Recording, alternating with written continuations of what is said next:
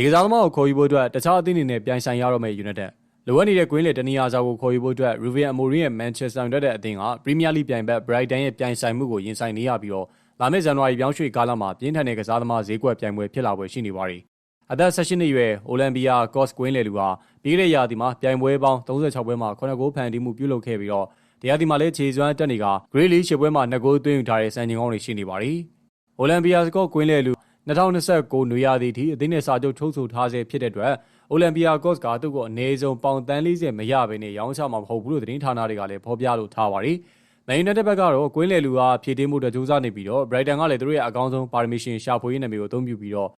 မူဇာဂီတီရဲ့အသင်းမောင်တယောက်ကိုပေါင်$30ဒီပါနဲ့ခေါ်ယူခဲ့မှုတဲ့အတွက် Olympia Kos ကနေထပ်မံစီးရုံးမှုကြိုးစားနေပါတယ်။တချိန်တည်းမှာပဲ Man U နဲ့ Brighton အပြင် Arsenal, Aston Villa, Wolverhampton စတဲ့ Premier League အသင်းတွေအပြင်ဥရောပက Dortmund, Juventus,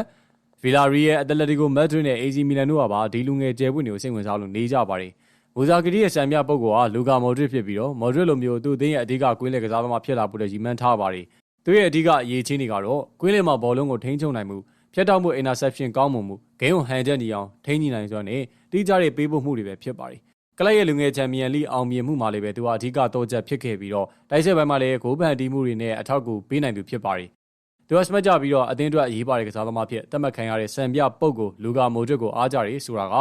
သူဟာနီးစနစ်ပိုင်းနဲ့ညံရင်ပိုင်းကိုအလေးထားသူဖြစ်ကြောင်းပြသလို့နေရပါ။ Manchester United နဲ့ကိုက်ညီမှုရှိနိုင်ကြကိုသုံးသပ်မယ်ဆိုလို့ရှိရင်တော့ United နီးပြ Ruben Amorim ဟာကွင်းလယ်အရာကိုဖြည့်တင်းခြင်းရဲ့အတွက်မလို့မူဇာဂီတီဟာရေရှည် project အတွက်အလွန်အကောင်းမွန်တဲ့ရွေးချယ်မှုတစ်ခုဖြစ်လို့နေနိုင်ပါတယ်။ United ရဲ့လက်ရှိကွင်းလယ်ပိုင်းမှာလည်းပဲကာလရှည်အစားထိုးနိုင်မဲ့အရေးချင်းရှိသူလိုအပ်လို့နေပြီးတော့မူဇာဂီတီလိုမျိုးဘောလုံးပေးပို့မှုကောင်းမွန်တဲ့ကစားသမားတဦးဟာAmorimရဲ့ကစားဟန်မှာအရေးပါတဲ့ဘောလုံးစတင်တီးဆောက်မှုဘေးရပ်ကိုပံ့ပိုးပေးနိုင်မှာဖြစ်ပါတယ်။ဒါမဲ့ပေါင်$40ဆိုတဲ့ဈေးနှုန်းဟာသူ့အတွက်အတွေ့အကြုံနေပါမှုနဲ့နှိုင်းယှဉ်မယ်ဆိုရင်တော့အန်ဒီအများရဲ့ရင်းနှီးမြှုပ်နှံမှုဖြစ်နိုင်ပါတယ်။